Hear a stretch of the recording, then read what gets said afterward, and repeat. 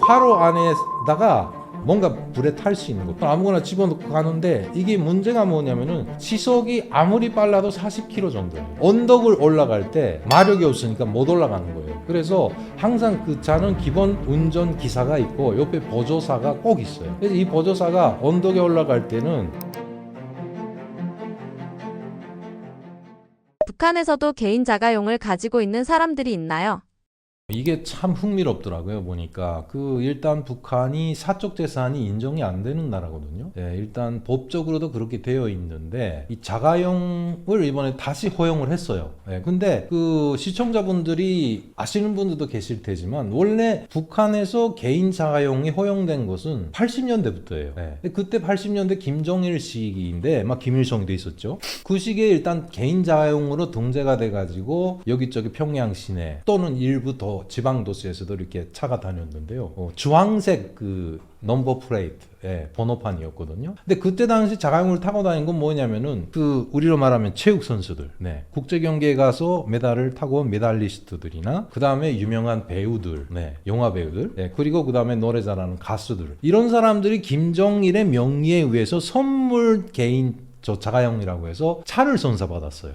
대체 그때 보면은 일본 닛산 일본 차였는데, 이런 자가용들이 다니다가 80년도 한 중엽쯤에 가서 저와 같은 북송교포들, 일본에 친인척이 있는 북송교포들도 자가용이 허용이 됐거든요. 그래서 일본에서 자가용을 친인척들이 보내주셔가지고 그다음에 자가용을 등록을 해서 역시 주황색 번호판을 달고 자가용을 타고 다녔었어요. 그러나 그 이후에 북한 사정이 점점 어려워지다 보니까 일단 김정일의 선물이라는 명의로 받은 자가용들은 그때 당시도 주유 같은 것도 정말 돈을 안 들이고 연유 공급소라는 곳에서 우리를 말하면 주유소죠. 그런 곳에서 바로 그렇게 주유도 받고 이렇게 했는데, 제일교포들이 가졌던 북송교포들, 저 같은 북송교포들이 자가용을 타고 다니는 경우는 규제가 너무 많아가지고 후에는 그냥 가지고 있는 것이 더 돈이 많이 들어요. 그리고 아무래도 그 차가 연식이 있다 보니까 오래 타고 다니니까 북한이 악도로잖아요. 도로 형편이 아주 나빠요. 그러니까 수리도 제대로 못하고 하니까 탈 형편이 안 돼가지고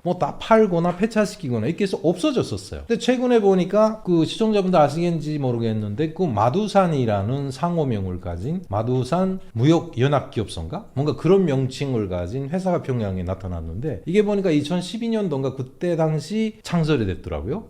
그래가지고 좋은 신용도를 가지고 다른 해외 각국과 이렇게 무역을 통해서 한다. 근데 마두산 연합 무역회사인지 뭔지에서 만든 것이 전기차가 나왔어요. 근데 그걸 알고 보니까 중국의 요즘 한국에서도 뜨잖아요. 중국산 전기차 있잖아요. BYD인가? 잘 기억이 안 나는데. 근데 그거와 똑같은 거예요. 그러니까 중국이 결국은 뭐냐면은 북한의 싸고 질이 좋은 노동력을 이용을 해서 차를 일부는 북한에서 생산을 하고 있는 거죠. 예전에 아시겠지만 통일교, 우리 통일교가 북한에다가 한때 지원을 해가지고 평화 자동차 공장이라는 자동차 공장을 만들어서 거기서 복국세 그런 식으로 해가지고 북한산 승용차를 조립을 한 적이 있었는데, 그것도 역시 우리 현대차의 그런 계열이잖아요. 그런 것처럼 해서 요즘 자가용을 만들어 가지고 승용차를 자립적으로 만들어서 그걸 국내 개인들한테 팔기 시작한 거죠. 다시 말해서 자가용을 다시 여기서 인정을 해가지고 타고 싶은 사람은 타라, 이렇게 됐는데, 이 원인이 뭐냐면요, 일단 구체적으로 좀 알아보니까 자가용 한 대당 5만 불 이상을 한다는 거예요. 그러니까 우리 돈으로 거의 한 5천만 원이잖아요. 이걸 과연 북한 주민들이 타냐 이거죠. 근데 알고 봤더니 벌써 평양에서는 몇천 대가 나갔다고 해요. 그래서 결국은 제 생각에는 그래요. 북한이 결국은 1990년대 중엽부터 시작된 고난의 행군이라고 해서 모든 국가 체제가 마비돼 가지고 결국은 집단 아사 사건이 일어나면서 북한식 시장 경제, 다시 말해서 이 장마당 경제라고 하는데, 이 경제가 시장 경제가 도입되면서 그것이 활발하게 돌아가면서 다시 말해서 국가 경제 체계적으로는 이게 돈이 안 돌아요. 그러니까 시장에서만 돈이 돌고 결국 그 돈이 다 개인들 속에 사장이 돼 있단 말이에요. 그러니까 아시다시피 북한은 은행권도 다 신용도가 없기 때문에 북한 주민들이 돈을 은행에다 안 맡겨온 지가 오래됐어요. 그러니까 다 현금으로 개인들이 가지고 있는 거죠. 그러니까 그 돈을 빨아내기 위해서 자가용을 다시 시행을 하지 않았을까라는 이제 추측이고요. 개인들이 너무 돈을 많이 갖고 있어요. 뭐 다가 아니지만 일부 아시다시피 북한은 우리처럼 뭐지 부가가치세네 뭐네 소득세네 그런 세금이 없잖아요. 그러니까 그만큼 장사를 해도 이윤이 큰 거죠. 일부 내부를 주고받고 하지만 그렇게 해서 개인의 돈을 빨아들이기 위해서 자가용을 인정시키지 않았을까. 그리고 이미 전에 아실지 모르겠지만은 이 사적 재산으로 인정을 된 것은 자전거와 오토바이 그거는 개인 거로 개인 자가용으로 인정을 했어요. 근데 이번에 자동차까지 이렇게 자가용으로 한 것을 보면 역시 목적은 여러 가지로 있는 것 같아요. 뭐 다른 나라 수준에서 뭐 지금까지 통제만 하던 국가에서 어느 정도 자유를 주겠다라는 그런 의도도 있을 것 같고 또 하나는 개인의 사장된 외화를 다 빨아들이기 위함이 아닐까라는 생각입니다. 자가용을 소유했던 사람들은 주로 어떤 계층이었고 일반 주민들과의 차이점도 있었나요? 일단 아무래도 뭐 북한 인구가 2,500만이잖아요. 2,500만에서 그 사이에 90년대 형성된 장마당 경제라고 하는 북한식 시장 경제가 지금까지 흘러온 걸 보면 거의 20년 가까이 됐어요. 그 사이에 장사를 꾸준히 한 사람들이 결국은 장마당 세대라고 하지만 그 세대들이 자라나서 자금을 계속 축적을 해서 뭐 한마디로 말해서 북한에 뭐 중산층도 생겨나고 뭐 그다음에 뭐 돈이 좀 또 많은 한마디로 말해서 북한에서 뭐 부자라고 말을 안 하고 돈주라는 말도 표현을 많이 하는데 그러니까 일부죠. 통계적으로는 얼마 몇 퍼센트인지 퍼센테이지는 잘 모르겠지만 아무튼 그렇게 해서 장사를 잘해서 벌어들인 사람들 그 와중에 해외에 드나들면서 돈을 번 사람들도 있겠고 어쨌든 북한의 통상 그 정상적인 그런 시장 활동을 해가지고 그렇게 아까 말한 것처럼 이렇게 뭐 몇천 달러짜리 몇만 달러짜리 차를 살 수가 없어요. 그러니까 극히 일부 뭐 어찌 보면은 뭐 한 30% 대나마나 한 사람들이죠. 여기 보면 뭐 간부의 연줄도 있겠고 아마 저는 잘 모르겠어요. 일단 이게 개인 자가용으로 허용을 하게 되면은 개인이 만약 차를 사는 경우 무조건 그 사람에 대한 재산 관계는 드러날 거잖아요. 그리고 일단 그렇게 해서 드러나게 해놓고 연엄하고 어느 순간에 또 잡아치우지 않을까라는 어쨌든 북한은 뭐 믿음이 안 가는 나라이기 때문에 딱히 어떤 사람이다 라고 말하면 이제처럼 외화벌이가 코로나 전에 외화벌이가 활발할 때는 중국과 다른 나라를 상대로 해가지고 외화를 많이 벌어들였던 외화벌이 회사에 다니는 뭐 무역관계죠. 무역회사를 다니던 사람들이나 아니면은 뭐 간부하고 연줄이 있었거나 아니면 또 뭐 간부의 뭐 어떤 직접적인 간부가 뭐 로비를 많이 해서 돈을 벌었거나 대체 그런 계층이죠. 아니면 장마당에서 열심히 해서 부자가 된 사람이라고 생각을 합니다. 일반 주민들은 생각을 못하죠, 솔직히. 북한에 있는 자동차 브랜드 종류는 어떤 게 있나요? 북한산 자동차는 뭐 아시다시피 예전 그 2차 세계대전 때 구소련에서 이 전쟁에 참가했던 아부토자보다라고 하는 이 2.5톤짜리 화물차가 있고요. 그 다음에 그것도 역시 구소련 제죠. 딱 공장체로 들어왔으니까 러시아, 소련에서 안 쓰기 때문에 그걸 김일성이 때 다 북한으로 가져온 거예요. 그래서 북한에서 그 생산을 하는데 덕천이라는 곳에 생산을 해요. 그래서 갱생 68이라고 68년도에 생산된 그게 북한 브랜드죠. 그 다음에 그 승리 자동차라고 하는데요. 그 아부토자보다가 북한에서 승리 58형이라고 해요. 그래서 승리 58이라는 58년도에 그 공장이 개업이 돼가지고 이 자동차 트럭을 생산을 하기 시작했죠. 그 후에 일본의 그 닛산에서 뭔가 이게 합병을 해가지고 만든 태백산이라는 그런 브랜드의 차가 있어요. 신태백이라는. 그 후에 거기 또 개량이 돼서 신태백이라고 해서 그거는 그 뭐죠? 차체 자체는 북한에서 만든 건데 안에 내부의 엔진은 이수즈라고 하는 일본산 엔진을 갖다.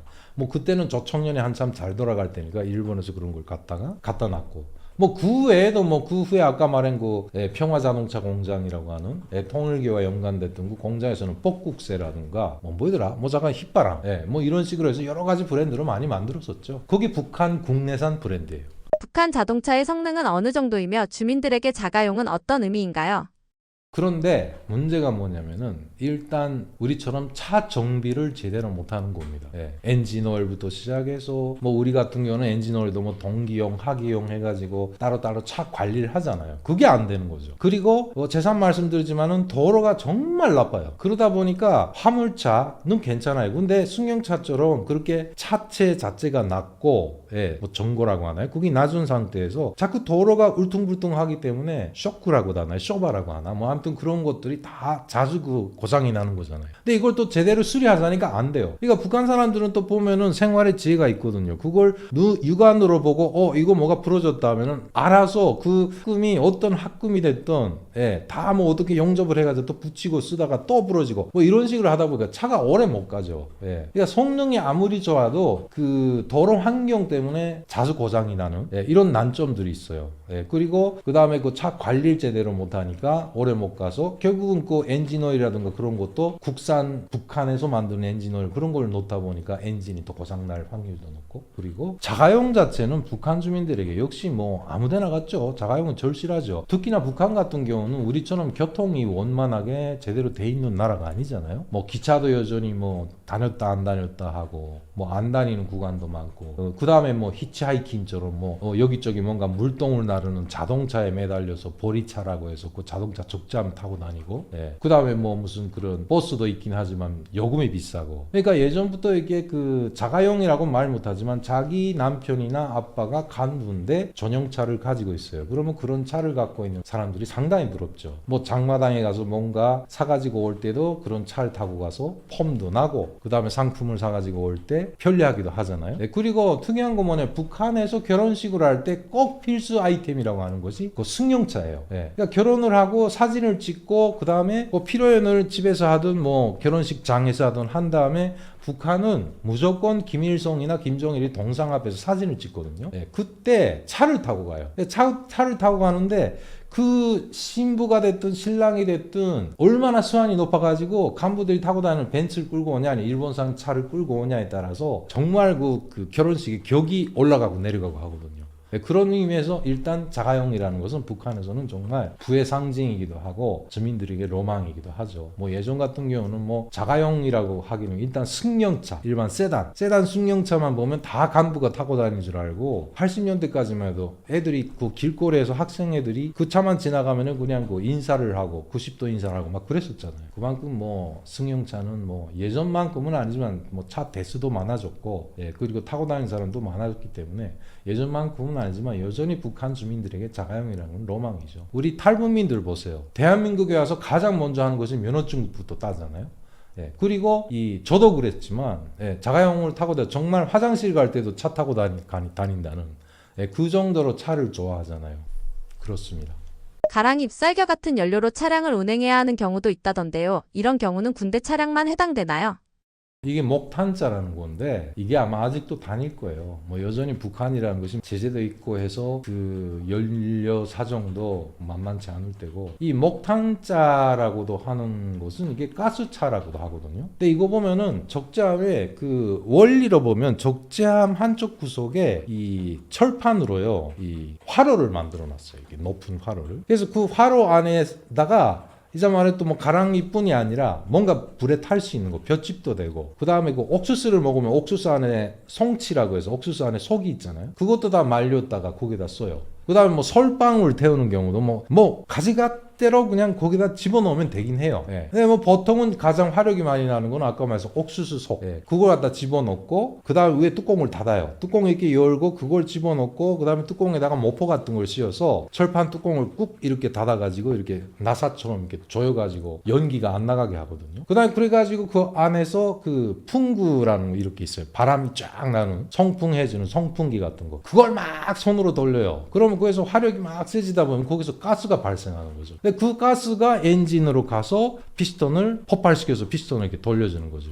점화기를 거쳐서, 플러그를 거쳐, 점화 플러그를 거쳐서 그 가스를 점화시켜서 폭발해서 엔진이 돌아가는 거거든요. 이렇게 해서 차가 가는데 이거는 그러니까 결국은 뭐 휘발유나 디젤류, 경유가 필요 없는 거잖아요. 그냥 뭐 자연산으로 아무거나 집어넣고 가는데 이게 문제가 뭐냐면은 시속이 아무리 빨라도 40km 정도예요. 그리고 마력이 없어요. 마력수가 없기 때문에 대체 2.5톤짜리 화물차에다 그걸 많이 장착을 하거든요. 특히나 농촌 같은데, 농촌은 도시와 달리 더 그냥 저 연료가 긴장하기 때문에, 또 농촌은 대체 보면 단거리를 많이 가잖아요. 그러니까 2.5톤을 싣고 휘발유가 없기 때문에 이자처럼 그런 볏짚이 됐든 뭐가 됐든 집어넣고 태우는 이 여러 가지 말이요 목탄자라고도 말하고, 가스 발생 뭐 화물차라고도 이야기하고 여러 가지 용어가 있는데, 근데 이게 또 문제가 뭐냐면은 언덕을 올라갈 때 바로 마력이 없으니까 못 올라가는 거예요. 그래서 항상 그 차는 기본 무조건 이 핸들을 쥔 운전 기사가 있고 옆에 보조사가 꼭 있어요. 그래서 이 보조사가 언덕에 올라갈 때는 그 옆에 그 보조석에서 내려가지고 이런 그 나무로 그 타이어를 버티는 그런 버팀목 같은 걸 만들고 있거든요. 이게 언덕 올라가면은 속도가 뭐 거의 그냥 뭐 5km, 7km 정도밖에 안 나와. 그걸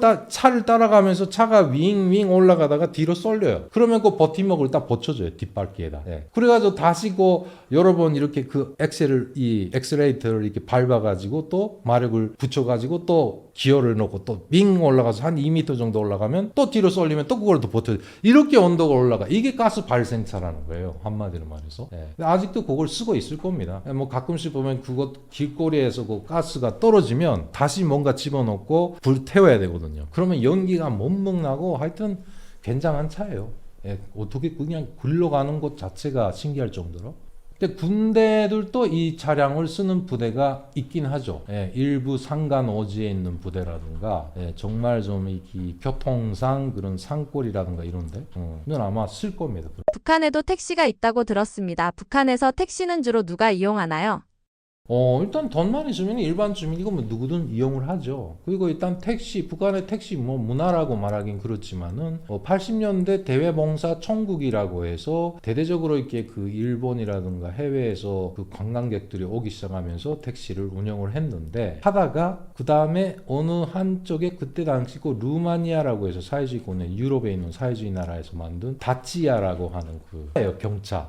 네, 그걸 갖다가 끌어들여가지고 몇백 대를 갖다가 받아서 와가지고 그걸 또 택시로 내화 택시라고 했었어요. 처음에 다니던 택시는 외화로만 통용이 되고 일반 주민들은 탈 수가 없어요. 외국 사람들만 관광객으로 온 사람들만 타고 다녔거든요. 그 다음에 내화 택시라는 걸 평양에서 운영을 하면서 평양 사람들도 북한 돈을 내가지고 탈 수 있는 택시가 생겨서 그게 역사의 시초예요. 그 다음부터 쭉 흘러오다가 뭐 김정은 정권 이후에는 지방에도 택시들이 생겨났잖아요. 네, 그리고 뭐 듣기로는 역시 아까 자가용을 허용을 한 것처럼 개인 택시도 허용을 했다고 합니다. 그러나 철저하게 이거는 개인 택시라고 해도 개인이 운영하는 회사가 아니고 그 어떤 여객 사업소가 됐든 뭐가 됐든 이런 운영수단, 그래서 뭐 운행수단을 가지고 있는 회사에다가 자기가 적을 두고 그 다음에 자기 돈으로 차를 산 거죠. 그러니까 일단 차는 개인 소유지만 그 재산적인 관계에서 볼 때는 이게 국가권인 거죠. 그렇게 해서 일단은 뭐 예전에 없었던 개인 택시, 뭐 이 택시 기사가 만약에 여기서 다른 데로 간다면 차는 가지고 갈 수 있어요. 이런 식으로 좀 이렇게 분할을 하는 뭐 이런 제도도 생겼고 해서 일단 뭐 지방에서도 지금 섭섭지 않게 택시가 많이 다니고 있다고 하더라고요. 그러면 뭐 장마당 같은데 역시 똑같아요. 택시도. 뭐 부의 상징인 거죠. 뭐 장마당 같은데 택시 타고 오면은 뭐 옷도 잘 입고 뭐하고 하는 여자가 됐든 남자 됐든 내리면 사람들이 쟤 뭐야 돈 있네 뭐 이런 식으로 보고 역시 뭐 남자친구가 여자친구한테 잘하기 위해서 뭐 택시를 끌고 가서 뭐 어디 타고 가서 무슨 식당에 간다든가 뭐 이런 거는 똑같은 거죠. 북한 자가용과 한국 자가용의 차이점이 있다면 무엇인가요? 뭐 일단 차이점이 요즘 북한 여러 가지 SNS를 통해서 보셨잖아요. 뭐 외제차 들어가 있는 거 다 들어가 있잖아요.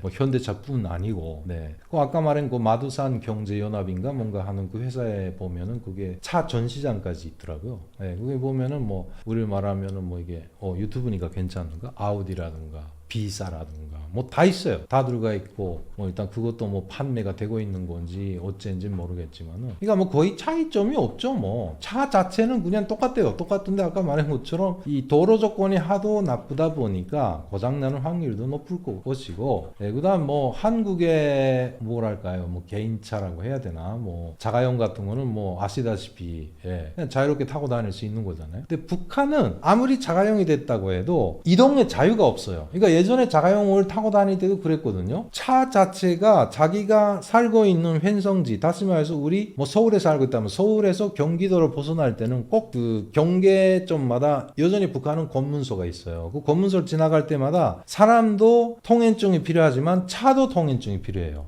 그래서 그거를 운수관리국이라고 해서 뭐 일단 자동차 트랙터를 감독처라고 하는 그런 국가기관이 있어요. 거기 가서 자동차 먼거리 운행증이라고 해서 운행증, 차의 이 통행증까지도 발급을 받아갖고 가야 통과가 가능해요. 그러니까 아무리 자가용도 똑같아요. 우리 자가용은 마음대로 그냥 뭐 제주도고 뭐 이거 갈 수 있지만 북한 자가용은 여전히 규제를 받고 어디 갈 때마다 그 증명서를 떼야 돼요. 만약 그 증명서가 없는 경우는 검문소에서 걸리게 되면 하다못해 담배를 주든 돈을 주든 해서 로비를 해야 그냥 통과해서 지나갈 수가 있는 거죠.